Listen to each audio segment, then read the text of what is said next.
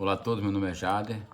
Como foi solicitado pela professora Joyce da disciplina de Direito Administrativo, vamos dar início ao trabalho que vai falar sobre o contrato administrativo. O nosso grupo é composto pela Elaine, Fernando Paiva, Jader, Jefferson, Jessiane, Tatiana e Ian. Bom, quando a gente fala sobre contratos da administração, é um gênero, e nele é composto pelo contrato privado e contrato administrativo. O contrato privado é aquele que um particular faz com outro, como fosse a compra e venda de uma casa, né? E quanto que a administração pública ela celebra esse contrato? Quando ela vai no banco atrás do empréstimo, ela vai celebrar. E nesse caso o banco vai tratar a administração pública como se fosse um particular, de igual para igual. Então ela vai ficar na linha horizontal, certo? Outro caso é quando a administração pública vai atrás de alugar um imóvel. Então ela vai ser regida pela lei de locação. E nesse mesmo caso elas vão ficar igual a igual com o particular, o contrato. E já no contrato administrativo, é quando a administração pública utiliza a lei 14.133 de 2021. Nesse caso aí, a administração pública vai pegar todo o corpo da lei, vai formar o contrato e vai requerer aos seus contratados lá, no caso, que faça daquela maneira, né? Então, esses contratos, eles são formais. E sempre ele é estabelecido em lei, o passo a passo. Na própria lei, dessa lei 14.133 de 2021, é estabelecido o passo a passo desse contrato, né? E os contratos, todo o corpo desse contrato, ele é visto nos parágrafos do artigo 89. Então, nele tem que vir escrito o nome das partes e seus representantes, a finalidade do contrato, o ato que autorizou a lavratura do contrato, o número do processo da licitação ou da contratação direta, o sujeito dos contratantes e as normas da lei, conforme as cláusulas contratuais, certo? E outra coisa que sempre tem que lembrar que todo contrato tem que definir os direitos, as obrigações, as responsabilidades das partes, sempre de acordo nos termos do edital, sempre assim. E sempre lembrar que o contrato, eles são em regra escrito. Tem exceções? Tem. Então,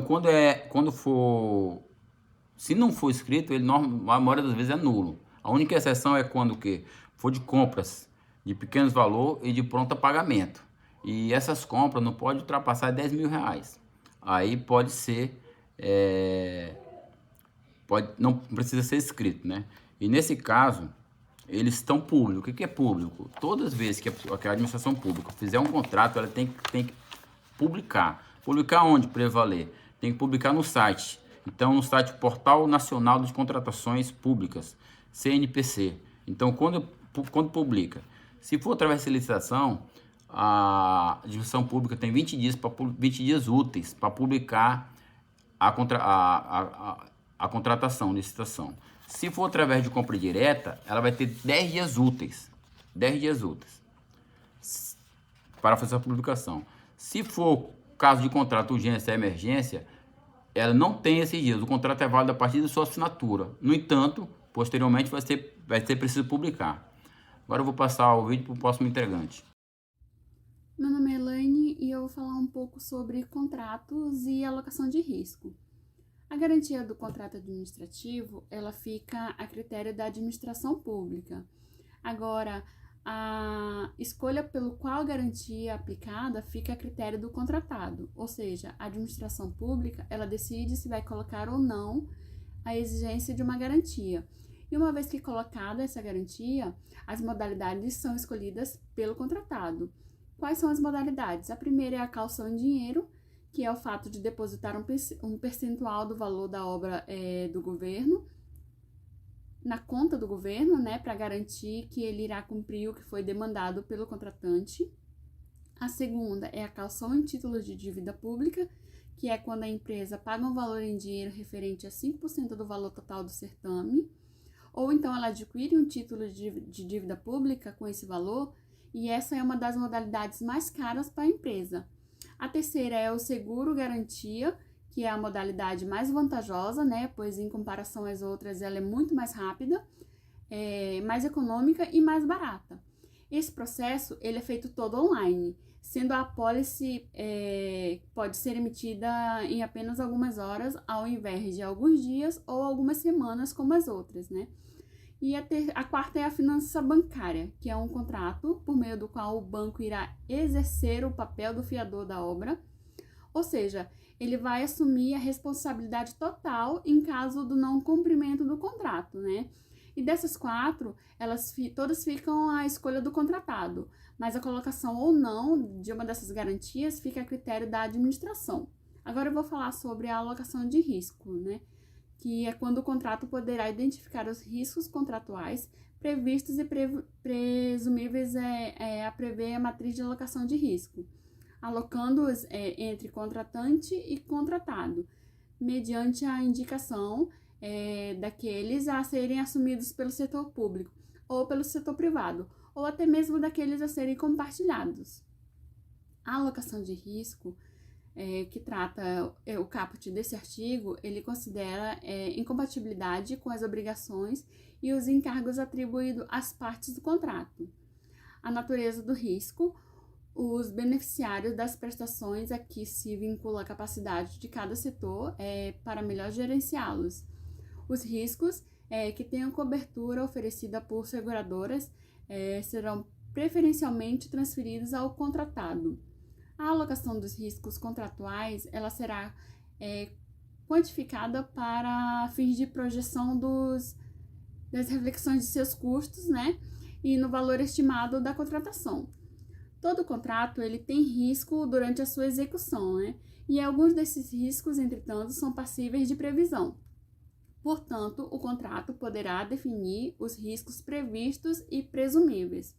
Além disso, a matriz de alocação de risco, ela poderá definir quem será os responsáveis pelos encargos de cada risco que se consumar ali, né? E definindo o que ficará a cargo da administração e o que ficará a cargo do contratado. Então, assim, nem todo risco ele exigirá a revisão do contrato. Por exemplo, a matriz de alocação de risco, ela poderá definir que o contratado será encarregado do ressarcimento de moradores daquela região, né? Caso essas perfurações causem impacto nas residências, que são mais próximas ali, né? Mesmo que todo cuidado seja observado. Então, nessa situação, o próprio contrato terá definido este risco como encargo do contratado. Se o dano se confirmar, será dele toda a responsabilidade. Logo, considera-se mantido o equilíbrio econômico-financeiro quando são atendidas as condições do contrato e da matriz de alocação de risco. Então, os cuidados sejam observados nessa situação, o próprio contrato terá definido esse risco como encargo do contratado, né? E se o dano se confirmar, será dele toda a responsabilidade. Então, logo considera-se mantido o equilíbrio econômico-financeiro, que é quando são atendidas as condições do contratado e da matriz de alocação de risco. Então, excepcionalmente nessa regra, as alterações unilaterais, o aumento ou a redução por legislação surveniente dos atributos diretamente, são pagos pelo contratado, em decorrência do contrato. Então, é um breve resumo e termino por aqui. Olá, meu nome é Tatiana. Eu vou apresentar sobre as prerrogativas administrativas. O regime jurídico administrativo, ele se resume em dois aspectos. A prerrogativa, que representa alguns privilégios para a administração dentro das relações jurídicas, e do outro se encontra as sujeições, que são restrição de liberdade para a administração pública. As prerrogativas ou privilégios são regras desconhecidas no direito privado, que colocam a administração em condição de superioridade nas relações com o particular. Então, são faculdades especiais que o setor público dispõe, como, por exemplo, o poder de requisitar bens e serviços, né, e de ocupar imóveis alheio temporariamente. Também de aplicar sanções administrativas e de alterar ou rescindir unilateralmente os contratos administrativos. Por outro lado, as sujeições ou restrições retiram ou diminuem a liberdade da administração quando comparada com particular, sob pena de nulidade do ato administrativo ou até mesmo da responsabilidade da autoridade que o editou. Na parte do vídeo agora eu vou falar sobre a duração dos contratos. O contrato administrativo também não podemos deixar de chamá-lo de contratos da administração.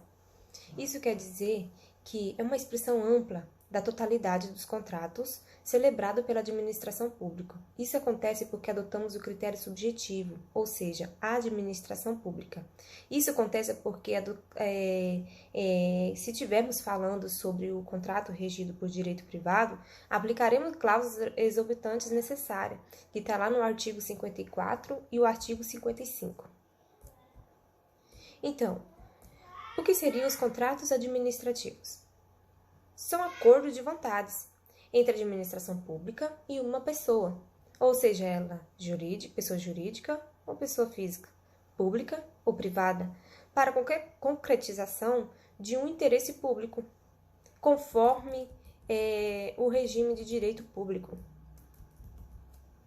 Também temos que frisar os contratos aqui analisados, que são aqueles na Lei de 8.666, que institui normas para licitações e contrato da administração pública. Expondo isso, passemos então a essa característica desses contratos como formalidade, no artigo 60, o consensual, e o de adesão e o personalíssimo, e existência de cláusula exorbitante, lá na Lei 56. Agora eu vou falar sobre os valores da garantia. Os valores da garantia serão, como regra, 5% do valor do contrato, a critério da autoridade, e como a exceção de 10% do valor do contrato, a critério também da autoridade para as obras. Serviço fornecido de grande vulto envolvendo alta complexibilidade técnica e risco financeiro considerável demonstrados através de parecer tecnicamente aprovado pela autoridade competente. O artigo 52, inciso 2.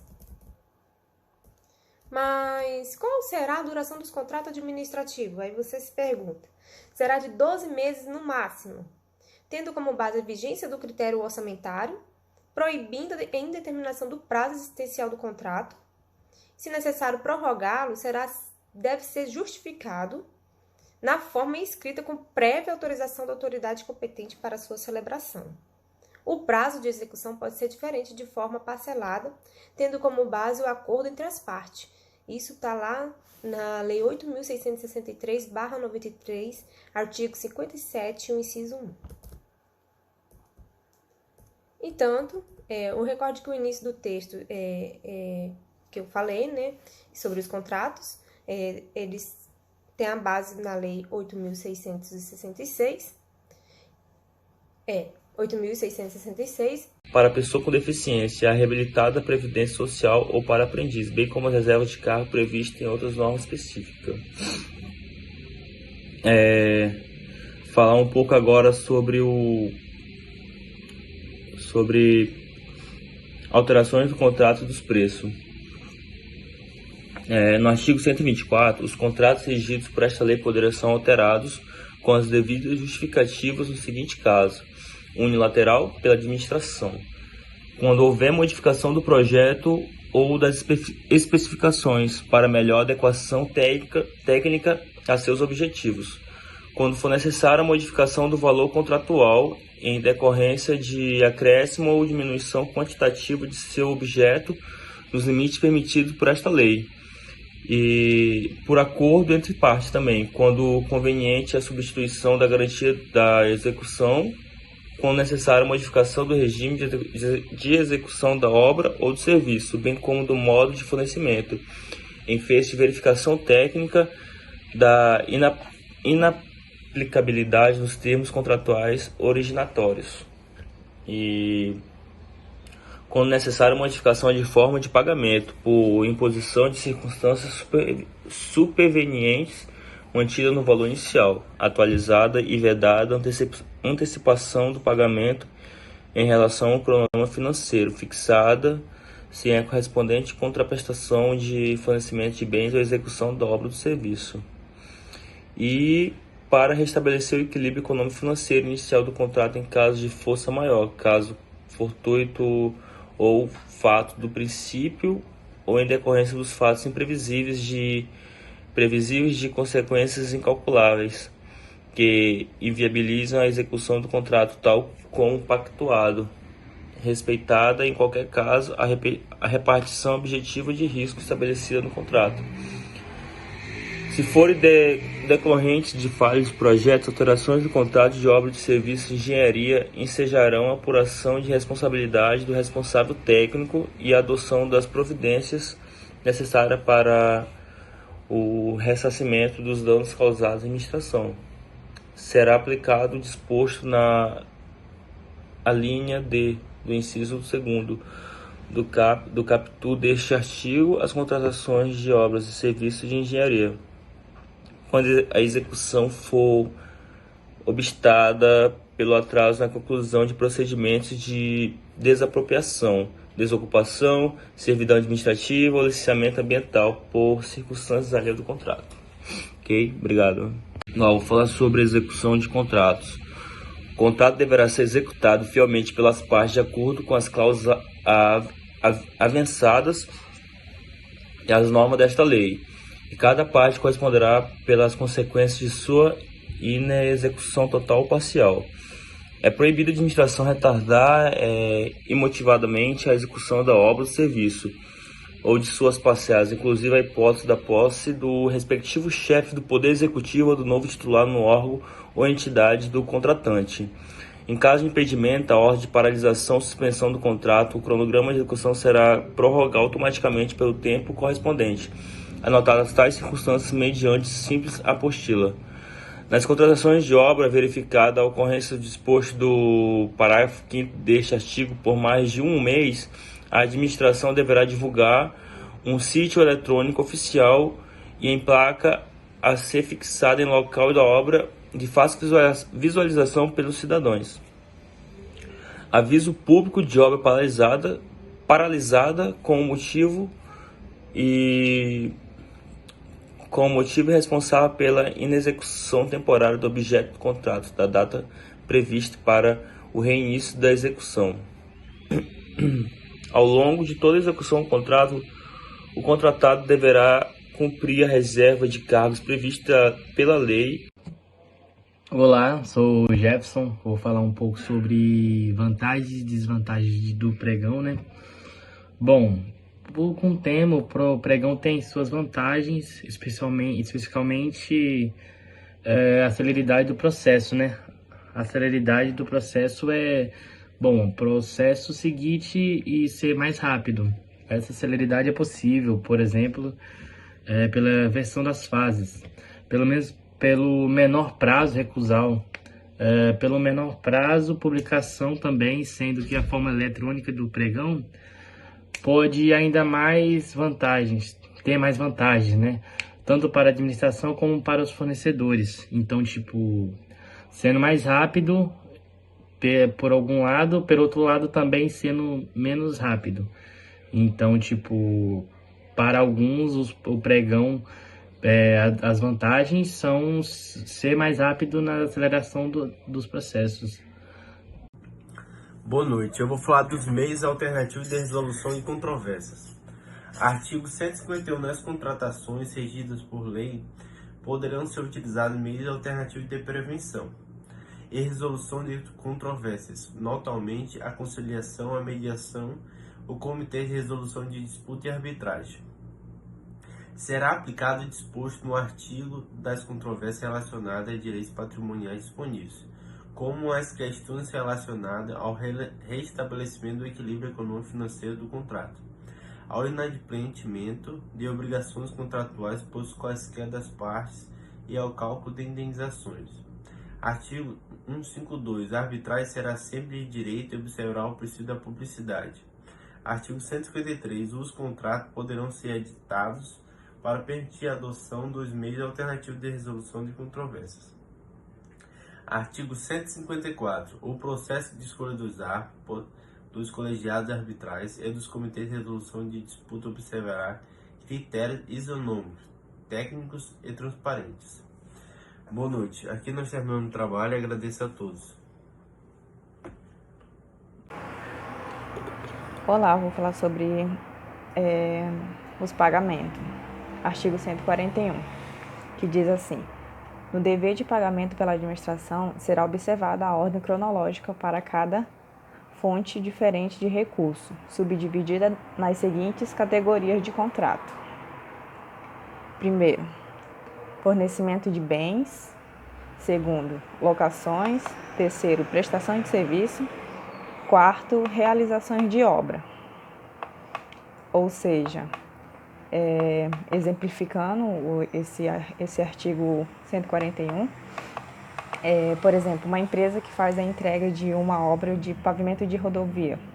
A empresa emitiu uma nota fiscal sobre pavimento de 15 km, mas as medições indicam que a entrega é de 14,5 km. A empresa impugnou a medição realizada pelos responsáveis pelo recebimento. Nesse caso, a administração deverá efetuar o pagamento da parte incontroversa, aquela que não há dúvida que foi executado, no caso dos outros 0,5 km. Ao invés de segurar o pagamento de todo, a administração aquilo que já está certo enquanto apurar o restante. No caso, eles terá que efetuar, o pagamento da introversa, do 0,5 km, essa forma de pagamento.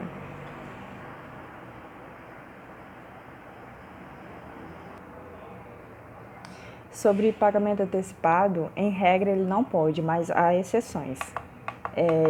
Por exemplo, se propiciar sensível economia de recurso ou se representar condições indispensáveis para a obtenção do bem ou para a prestação de serviço. Irei falar também sobre a